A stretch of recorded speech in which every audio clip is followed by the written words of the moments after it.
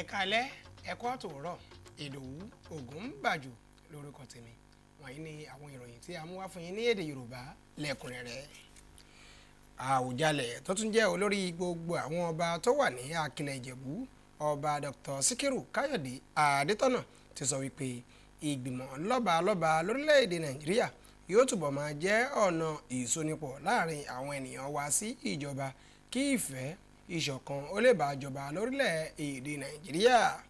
Ọ̀rọ̀ yìí ni Àwùjalẹ̀ sọ nígbà tí ó gba Emir àti ìlú Kánò ẹlẹ́ẹ̀kẹ́ẹ̀dógún lálejò, ìyẹn Alhaji Aminu Ado Bayero ní ilé rẹ̀ ní ìlú Ìjẹ̀bú Òde. Akọ̀ròyìn wa Anthony Gandoni oníròyìn tó bá wà níbẹ̀ tó sì jábọ̀ ohun tó ṣẹlẹ̀ lọ́hùn. Ẹ gbọ́ ẹ̀kúnrẹ́rẹ́ ìròyìn síwájú sí i. Emir àti ìlú Kánò Alhaji Aminu Ado Bayero pẹ̀lú àwọn tí wọ́n jọ kọ́wọ́ rìn ni wọ́n ti di ẹni tí wọ́n gbà tọwọ́ tẹsẹ̀ nígbà tí wọ́n dé sílé Àwùjalẹ̀. Nígbà tí Emir yìí ń sọ̀rọ̀, ó ṣàpèjúwe ọba Àwùjalẹ̀ gẹ́gẹ́ bí bàbá tí àwọn ń wo àwòkọ́ṣe rẹ̀ látàrí àjọṣepọ̀ tó wà láàrin rẹ̀ pẹ̀lú Ado Bayero àná tó gbéṣẹ̀.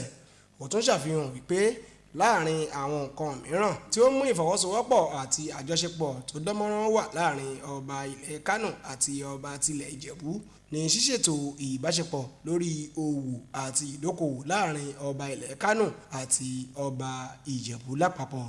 Bákan náà ni ó tún fi kún wípé àbẹ̀wò òun tún ní láti kí ọba Adétọ́nà kú oríire lórí ayẹyẹ oníbejì tó ṣe láìpẹ́ yìí, ìyẹn ayẹyẹ ìsàmì ọjọ́bí 90 ọdún àti ọdún 64 lórí àpèrè àwọn baba ńlá rẹ̀, àti láti gba ìbùkún ọba náà. Gómìnà ìpínlẹ̀ náà Dàpọ̀ Abíọ́dún lẹ́ni tí kọmíṣánná ìpínlẹ̀ fún ìjọba ìbílẹ̀ àti ọ̀rọ̀ oyè jíjẹ àti onígègé àrà ti Ìjẹ̀bú ń sọ̀rọ̀ lórúkọ ìjọba ìpínlẹ̀ Ògùn àti ará Ìjẹ̀bú lápapọ̀. Wọ́n sọ wípé ìbẹ̀wò náà ti jẹ́rìí sí ìbáṣepọ̀ ọ̀yàyà èyí tó wà láàrin àwọn ọba aládé méjèèjì. Ọba Àwùjalẹ̀ wá jẹ́ ó di mímọ̀ tó sì ṣe ìlérí láti túbọ̀ máa jẹ́ kí iná ìfẹ́ ilẹ̀ méjèèjì yìí túbọ̀ máa jó láálá láti lè túbọ̀ máa jẹ́ kí ìdókòwò àti òwò ṣíṣe ó gbèrú sí i láàrin àwọn ènìyàn fún ìdàgbàsókè àti àgbéga orílẹ̀-èdè, pàápàá jùlọ fún ìpawówọlé orílẹ̀-èdè ó túbọ̀ lọ sókè sí i. Ìgbìmọ̀ lórí rírà àwọn nǹkan fún ìjọba á ti ké sí akọ̀wé ìṣirò àgbà àjọ náà láti wá pèsè àlàyé ní kíkún lórí owó tí wọ́n san fún àwọn abániṣiṣẹ́ tí wọ́n ṣàkóso àwọn iṣẹ́ àkànṣe ní ilé iṣẹ́ ọ̀rọ̀ àwọn obìnrin àti ìdàgbàsókè àwùjọ. Wọ́n ṣe ìpinnu náà lẹ́yìn tí mínísítà fún ọ̀rọ̀ àwọn obìnrin àti ìdàgbàsókè àwùjọ Uju Kennedy Ohaneye ń farahàn níwájú ìgbìmọ̀ láti dáhùn sí ẹ̀sùn ìsanwó owó sí àwọn olùbániṣiṣẹ́ ìyẹn kọ̀ǹtrátọ̀ ní ilé-iṣẹ́ náà ní àwọn ọdún díẹ̀ sẹ́yìn. Ìgbìmọ̀ náà wá béèrè lọ́wọ́ akọ̀wé ilé-iṣẹ́ náà àti àwọn olùdarí mìíràn pẹ̀lú ìmọ̀ ilé-iṣẹ́ láti tẹ̀lé mínísítà níbi ìgbẹ́jọ́ tó kàn.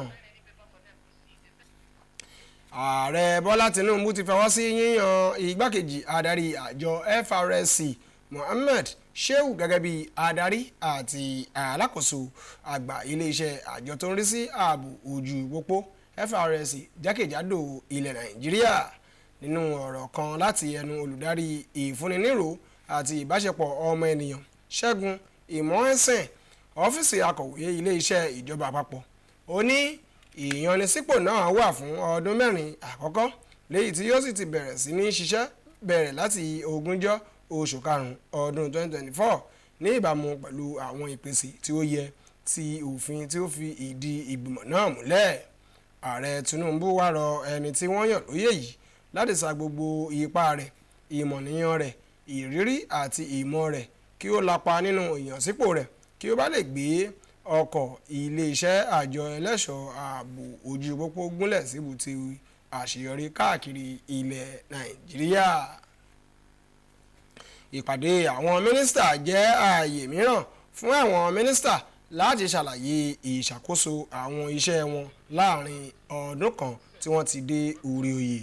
Mínísítà fún ọ̀rọ̀ ìròyìn àti ìlanilọ́yẹ̀ lórílẹ̀‐èdè Nàìjíríà Mohammed Idris ni ó wá ń gba àwọn ọmọ orílẹ̀‐èdè Nàìjíríà níyànjú láti lo àsìkò náà fún ìṣèwádìí tó dọ́ṣọ̀ lórí ètò àwọn ohun àkànṣe mẹ́jọ ọ̀tọ̀ọ̀tọ̀ tí wọ́n gbé kalẹ̀. Akọ̀ròyìn wa Saliu Gwanara lóníròyìn tó bá wọn wà níbẹ̀ tó sì jábọ̀ ohun tí ó ṣẹlẹ̀ lọ́hùn-ún. Aya ààrẹ orílẹ̀-èdè yìí aṣòfin Olúrẹ̀mí Tinubu ti ní àsìkò ti tó fún àwọn obìnrin tí ó wà nínú òṣèlú láti bẹ̀rẹ̀ àwọn ohun tó dáa fún ìfọwọ́sowọ́pọ̀ ọrọ̀ ajé, rírí èrè àti láti dá àwọn ilé iṣẹ́ ìṣòwò sílẹ̀ tí yóò fún wọn ní agbára kọjá ààyè òṣèlú tí wọ́n wà. Arábìnrin àkọ́kọ́ lẹ́ni tí ìyàwó igbákejì ààrẹ Nana Kashim Shettima ń ṣe aṣojú rẹ̀ sọ èyí di mímọ̀ nígbà ìfilọ́lẹ̀ àmì aṣọ ní ìwọ̀n òwò ṣíṣe fún àwọn obìnrin. Akọ̀ròyìn wa Abubakar Akwanga lóníròyìn tó bá wọn wà níbẹ̀ tó sì jábọ̀ ohun tó ṣẹlẹ̀ lọ́hùn-ún. Níbi ni a ti máa mẹ́nu dúró fún ti ìròyìn wa fún talẹ́ tòní. Ẹ má gbàgbé àti tẹ̀lé wa ní ojú òpó wa Facebook NTA Ijebu Òde àti lórí YouTube. Ìdòwú Ògúnbàjò lórúkọ tèmi. Ó dàárọ̀.